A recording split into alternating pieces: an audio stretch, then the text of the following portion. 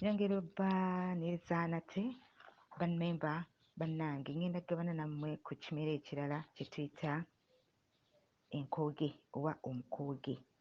Omukooge guno bangi bajja kubuuza gukola tya, gutuyamba tutya, naye nga nagwo guliko eddagala lingi. Abamu ku bajjajjaffe baabeeranga n'omukooge era abamu balina ebyalo ebiyitibwa kakooge, kitegeeza wabeerangayo akati k'omukooge, naye nga bingi ebiri ku nkooge. Enkooge nno eno eyambako nnyo okuimprovinga digestion oba bwe tuba tulidde emmere yaffe oggisa obulungi mu lubuto omwo. Enkooge abalina omugejjo mugyekwate musobole oginywa. Bannange abakyala abazadde sirina amabeere mu mabeere kuyonsa mwana, nywa ku nkooge. Olunaku lumu lw'otandika bw'otyo oginywa, ogiggyamu bulungi n'ogissa n'ogiteeka mu ccupa ng'erimu amazzi ag'okunywa n'osunda. Bw'oba olina blender osobola okublendinga, naye bw'oba nga tolina just gisundire mu ccupa ofuneko ebivaako ku nsigo okwo ng'omaze oggisusa ng'ogitaddemu n'osunda, amazzi ago n'oganywa. Oba gwe kennyini alina problem ey'omugejjo, enkooge ziteekenga mu mazzi ogasuzeemu, ye juyisi wo oba ke kantu k'osooka okunywa ku makya, era ojja kuba bulungi. Naye ate enkooge yennyini eyamba okuziyiza peptic ulcers. Bangi bakaba peptic ulcers. Enkooge ennungi nnyo. Ate era ewonya ekifuba, ewonya ekkakkanya asthma. Ate era enkooge eno estrengtheninga omutima oba eyamba omutima gyaffe okubeera nga gikuba bulungi nga ate mugumu bulungi, ng'ebinywa birungi. Abamu tugiteeka mu buugi nga tubufumba, n'ogifumbiramu, ekiteekamu ka lemon taste oba n'ogiwulira ng'obuugi bulimu bwe bataddeko akaliimu, naye nga nnungi nnyo. Bangi abafumba obuugi bw'abaana, kubanga abaana bafuna oluusi problem ya digestion, okusowa emmere mu lubuto omwo, bajjajjaffe bagiteekanga mu buugi nga bafumba obuugi obwo bwe bawa abaana. Oba buugi ng'ofumbye bwa muwogo oba bwa kasooli oba bwa bulo nga bagiteekamu. Enkooge nno eno nnyongi nnyo ku balina sukaali kubanga econtrollinga blood sugar abeera mu mibiri gyaffe. Naye ate enkooge it protects the liver. Ekuuma ekibumba kyaffe nga kiramu.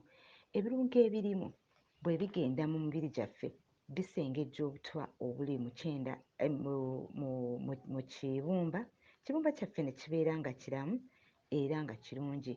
Naye ate era enkooge y'emu eno ekola nga laxative. Tugikozesa nnyo nga tujjanjaba bile oba kekalube. I'm not sure about Luganda word, naye nga bile disorders, abalina bile stones, nga mulimu gallbladder stones actually, nga mulimu obuyinja obwo katera okuyita mu duct eyo nga kaluma nnyo nga tekasobola kuvaayo. Bannange tulya enkooge, obuyinja obwo bubeere nga bumerenguka. Ate era etuyamba nnyo okulwanyisa obulwadde obusirikitu, viral infections ezireetebwa ne tubeera nga tulina busenyiga, olusujjasujja olutaggwaawo. Tukozese nnyo enkooge, tuginywe bannange. Tetugamba nti enkooge eyo yaabali kubanga waliwo mu Kampala muno abatera oggitunda ennyo, ffe ne tugamba yaabali. Nedda, katugikozese. Abaagala okugiteeka mu salad dressings, erina katesiti keeteekamu ng'okoze juyisi oyo n'oteeka ku salad zo. Ate era abaagala okulya ennyama, omubisi gwe tuggye mu nkooge oba pawuda gwe bakoze mu nkooge bamumamirira ku nnyama n'osobola ogifumba n'ebeera ng'egonda bulungi. Naye ate nga n'obuwuka obumu obulimu ebutta, kubanga oluusi tufumba ennyama yaffe n'etaggwamu nfaana oba some worms, kubanga ezimu zibeera in eggs.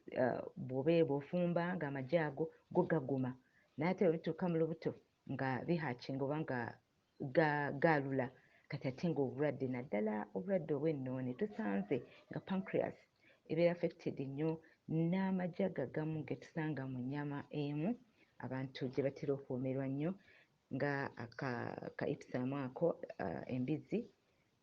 Kale bannaffe tumanyi abamu temugenda kusobola givaako mangu naye nga twandyagadde mugirekere ddala naddala embizzi naye kuba yo erimu ate ebiwuka bingi nnyo.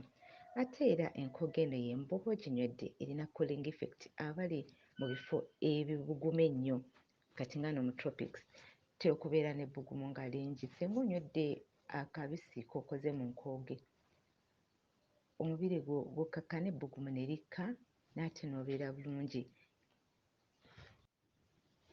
Enkooge nate bannange nyongera ogyogerako nze Rachel Aliddeki Babirye ku lwa Raba Wellness Center tusangibwa Bugema mu Uganda. Enkooge eno y'emu eri nnungi nnyo okulongoosa olususu. Tugikozesa okujjanjaba abantu abalwadde oba ebintu nga bibookyezza. Ate it prevents edema. Edema bwe bulwadde obw'okubeera ng'omuntu mulaba azimbazimba amazzi nga tegavaamu bulungi mu mubiri. Guno nno nkusaba onywe enkooge. Oluusi otandikira kulaba ku bigere awo ku kkongovule wazimba, amagulu ne gazimba, mu maviivi ne mukuluma ne muzimba. Enkooge erina enzymes, erina vitamin B, erina vitamin C, erina alpha hydroxyl acid, ejja oba ebintu ebifudde cells ezifudde mu mubiri gyaffe naye ate era ne ku lususu kwennyini singa oba ng'ogikozesezza. Era enkooge it's a blood purifier. Eyongera okulongoosa omusaayi gwaffe ne guba nga guvaamu obukyafu naye ate era n'abamu bagikozesa ne mu kutegeka ebizigo abakyala n'abaami bye beesiiga naddala facial scrubs naye ate era n'ebimu bye beesiiga era ebimu babiteekamu okulongoosa ensusu ezo awali enkovu. Kale bannange enkooge yo nnungi nnyo katugikozese. Nsigadde ndi Rachel Aliddeki Babirye Nantula Bugema on behalf of Raba Wellness Center +256 789 481193. Mukama abeere nammwe.